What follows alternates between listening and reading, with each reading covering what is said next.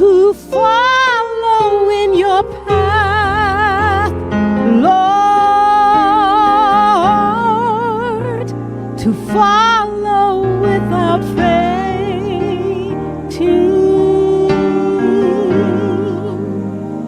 bowing at your throne, Lord, and never looking back.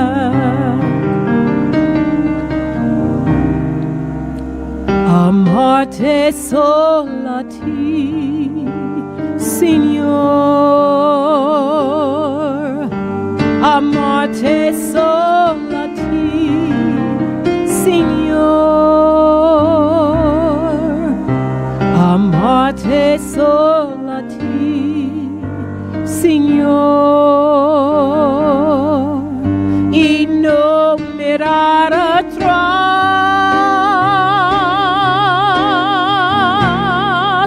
seguir tu camino, Señor.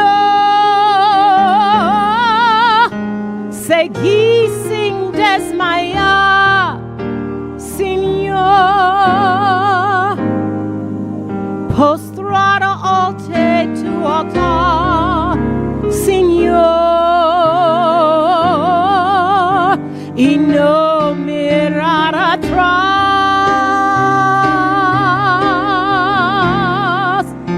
Seguir tu camino, Señor.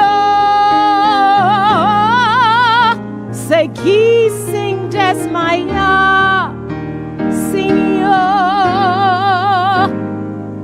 Postrado ante tu altar, Señor, y no mirar atrás. I love only you, Lord. I love only you, Lord. I love only you, Lord. My heart wants only you.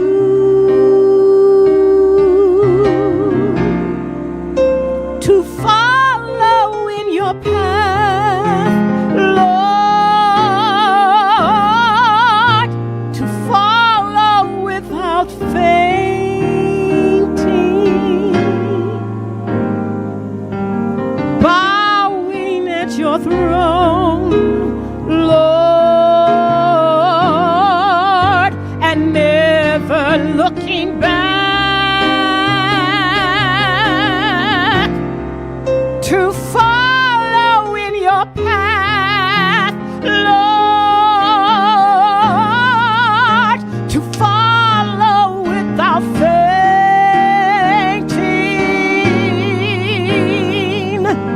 bowing at your throne, Lord,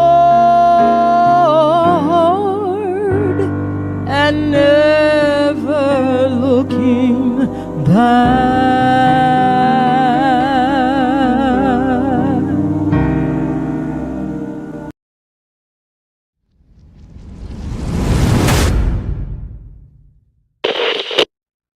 Here we are once again, my brothers and sisters, for another study, and today we find ourselves in 1 Samuel 25. It's quite a lengthy chapter, but it tells us something very interesting about King David. You know, a young man might have a temper when he gets told that he's not welcome or he gets slighted in some way. Well, David today is about to exercise his temper to the fullest when one woman intervenes, talks some common sense into him, helps him remember that his job is to trust the Lord, and David will see that God works the whole thing out according to his plan for the benefit of his purpose, and he saves David. This one woman really saves David from making a huge mistake. Let me show you what I mean. In verse 1, we read, "Now Samuel died, and all Israel assembled and mourned for him. They buried him at his home in Ramah, and then David moved down into the desert of Maon. Okay, so first off, chapter 25, Samuel out of the picture. Okay, it's quite a move, right? Who's going to lead Israel now? The prophet was like the last judge along the way where the people look to him. Saul's king, but Saul doesn't seem to be a very proficient king. He's not doing what he should do. So in some ways, Israel is left leaderless at this moment. Well, a certain man in Maon who had property there at Carmel was very wealthy. Listen to this guy. He had 1,000 goats and 3,000 sheep, and he was shearing in Carmel. All right, a certain man, we're told. He's very wealthy. Just notice, so far we have no name. Here we go. His name was Nabal. All right. And his wife's name was Abigail. So here we have a married couple. He's rich. Right? She was an intelligent and beautiful woman. And her husband, a Calebite, was surly and mean in his dealings.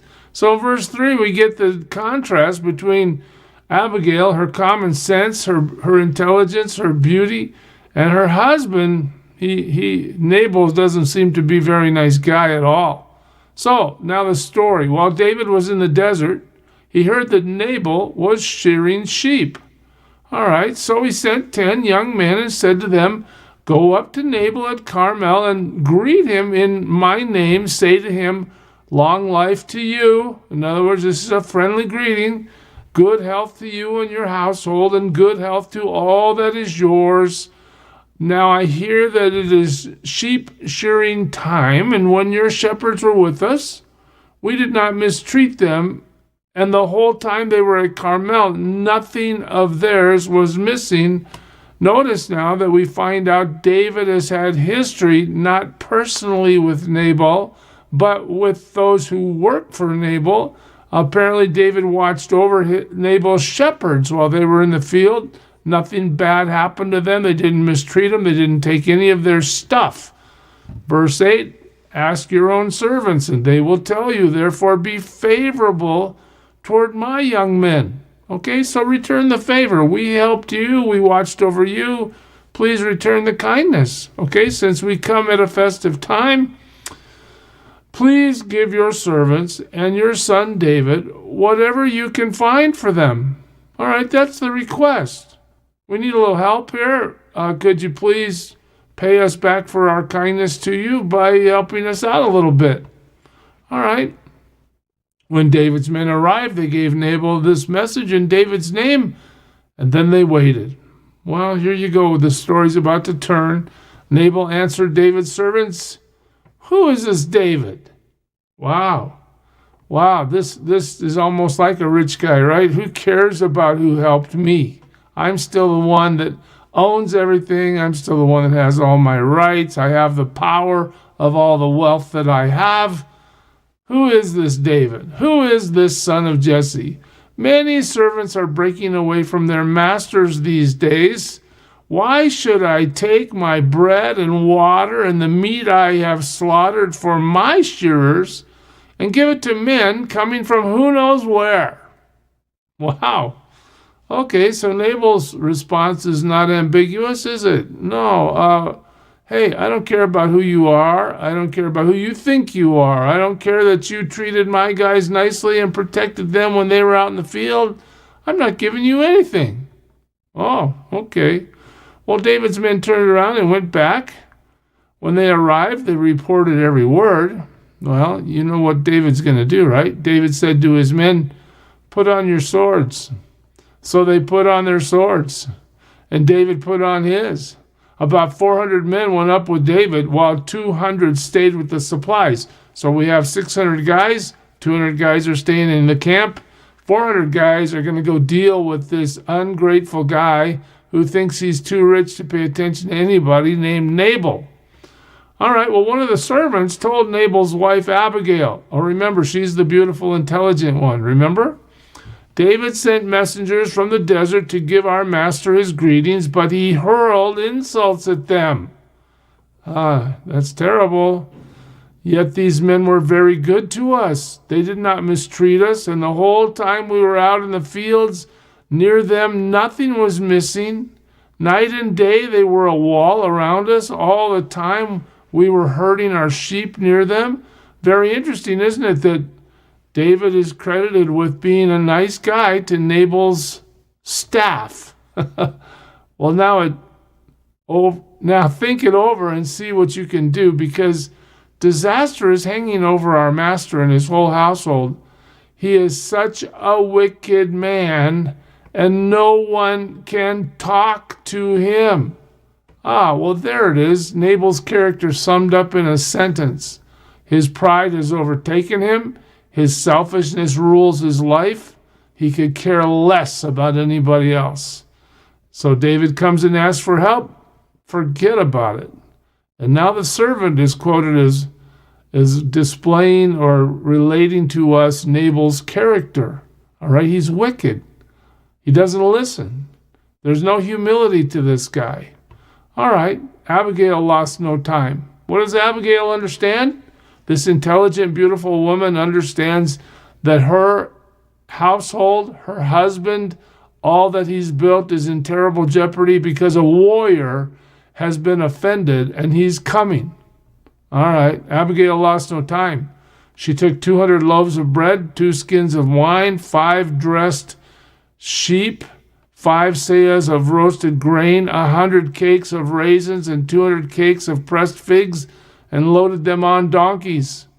All right, so how do you get to a man's heart, right? Through his stomach. So Abigail, she can't defeat David militarily. No, what can she do? She can show him kindness. She can feed him. She can feed the army. She can be the one that offers him some help, even if her husband won't do it. So that's the list of what she brings on these donkeys. And then she told her servant, go on ahead. I'll follow you. But she did not tell her husband Nabal. So he's still over there stuck in his own pride. He has no idea what's going on right around him. As she came riding her donkey into a mountain ravine, there were David and his men descending toward her, and she met them. So she stops the warring party. David had just said, it's been useless, all my watching over this fellow's property in the desert so that nothing of his was missing. He has paid me back evil for good. David says, what? May God deal with David, be it ever so severely, if by morning I leave alive 1 male of all who belong to him. So the warrior has been completely agitated, and he is certainly prepared to do something about it. He's going to go wipe out Nabal for this offense. All right, has Nabal attacked David? Well, no, not directly. What has David lost because of Nabal's behavior? Well, really nothing, except David hasn't been honored in the way that he thinks he should be, and his love and his care has not been reciprocated as he thinks it should be. But the offense in terms of physical damage isn't really there. Well, listen to this. When Abigail saw David, she quickly got off her donkey and bowed down before David with her face to the ground, a sign of honor and respect. She fell at his feet and said, my Lord. Notice the address, my Lord. Let the blame be on me alone. Don't blame my husband, blame me. Please let your servant speak to you. Hear what your servant has to say. First request, what? I bow before you. I give you honor. I give you respect. And now I ask you for permission to ask you and talk to you about what's happening. Blame me, David. Don't blame my husband. Wow. So Abigail, in contrast to Nabal, is showing total humility, total servanthood. I mean, just bowing at his feet. May my Lord pay no attention to that wicked man Nabal. He is just like his name. His name is Fool, and folly goes with him. I mean, this is a wife talking about her husband, right? She seems to be less than perfectly satisfied with him as a person, right? But as for me, your servant, I'm your servant. Notice the language. I did not see the men my master sent. All right? Because they would have received a different response if I had received them, right? Now, since the Lord has kept you, my master, from bloodshed, notice how she phrases this. The Lord has kept you from doing what you're thinking about doing, David. You're my master, okay? He's kept you from bloodshed and from avenging yourself with your own hands. There it is. There it is. You depend on the Lord. Remember, you wouldn't kill Saul when he was in the cave. You cut off a piece of his robe and you felt terrible. You decided to wait for the Lord to move on your behalf. Now, why do you think killing Nabal is going to help you in any way? All right? You need to depend on the Lord. And here she's telling him, the Lord has kept you from coming in and doing what you're thinking about doing, avenging yourself with your own hands. As surely as the Lord lives, and as you live, may your enemies and all who intend to harm my master be like Nabal, and let this gift which your servant has brought to my master be given to the men who follow you. Please forgive your servant's offense, for the Lord will certainly make a dynasty for my master. Oh, do you see it? 28. For the Lord will certainly make a lasting dynasty for my master. You're still in God's hands, David. Don't let this offense put you in a position where you are going to act on your own. You still need to follow God. You still need to trust him. If he wants Nabal to be punished in some way for this offense, he will punish him. You don't have to do it. You can trust God. All right? Forgive us for offending you, but the Lord is going to do what he wants to do with you. He's going to make a lasting dynasty for my master because he fights the Lord's battles. Let no wrongdoing be found in you as long as you live. You don't have to commit this offense before God by killing my husband and all our people just because you have been wronged. Oh, interesting. Depend on God even though you've been wronged. Even though someone is pursuing you to take your life, that would be Saul, the life of my master will be bound securely in the bundle of the living by the Lord your God. There it is again. David, you need to keep your big picture in mind here. God is working in your life. No weapon formed against you is going to prosper. Saul the king isn't going to be able to defeat you. Certainly my husband Nabal isn't going to be able to withstand anything. You just need to keep holding on to God and let the offense flow away from you. God will take vengeance. Doesn't the Lord say, vengeance is mine, I will repay? We can trust that. That's one of the lessons in this chapter. But the lives of your enemies he will hurl away as from the pocket of a sling. When the Lord has done for my master every good thing he promised concerning him and has appointed him leader over Israel, my master will not have on his conscience the staggering burden of needless bloodshed or of having avenged himself. When the Lord has brought my master success, remember your servant. Wow, that is a tremendous argument. This one woman saves David from himself. David said to Abigail, praise be to the Lord, the God of Israel, who has sent you today to meet me. I'm going to praise God for you, Abigail. May you be, and for keeping me from bloodshed this day and from avenging myself with my own hands. Otherwise, so he's just telling God, bless this lady, right? Otherwise, as surely as the Lord, the God of Israel lives, who has kept me from harming you, if you had not come quickly to meet me, not one male belonging to Nabal would have been left alive by daybreak. I was going to do it until you came and talked some sense into me. Then David accepted from her hand what she had brought him and said, go home in peace. I have heard your words and granted your request. And when Abigail went to Nabal, he was in the house holding a banquet like that of a king. He was in high spirits and very drunk. So she told him nothing until daybreak. At least Nabal's completely consistent, so self-absorbed, he doesn't care about anything else. Then in the morning, when Nabal was sober, his wife told him all these things. And his heart did what? His heart failed him. He had a heart attack. And he must have had a stroke too. It says, and he became like a stone. About 10 days later, the Lord struck Nabal and he died. Notice how it's framed. God was the one who exercised the power to avenge the offense that David experienced. David didn't do it himself. There's the lesson right there. When David heard that Nabal was dead, he said, "Praise be to the Lord who has upheld my cause against Nabal for treating me with contempt. He has kept his servant from doing wrong and has brought Nabal's wrongdoing down on his own head."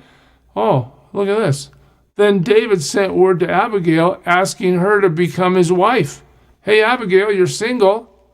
Maybe you'd like to get married to me." His servants went to Carmel and said to Abigail, "David has sent us to you to take you to become his wife." And she bowed down with her face to the ground and said, "Here is your maidservant. I'm ready to serve you and wash the feet of my master's servants." Again, notice, total humility.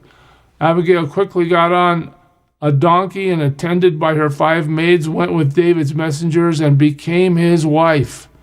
So a couple footnotes at the end of the chapter. David had also married, Ahinoam, something like that, of Jezreel, and they were both his wives. So Ahinoam comes first, and then Abigail. These are 2 wives. Now, wasn't David married to Michal? Well, I think he was, but watch this. But Saul had given his daughter Michal, David's wife, to Paltiel, son of Laish, who was from Galim. The plot thickens with Saul. He's instigating again. In the end, though, today's a tremendous lesson for us. We don't have to defend ourselves. We don't have to take matters into our own hands. We have to trust in God's power to avenge whatever circumstance we face, if that's what he wants to do. We see it clearly with Nabal today. God bless you, church. Serve him well. Who is it who for sinners shed his blood, and now for cleansing all can plunge beneath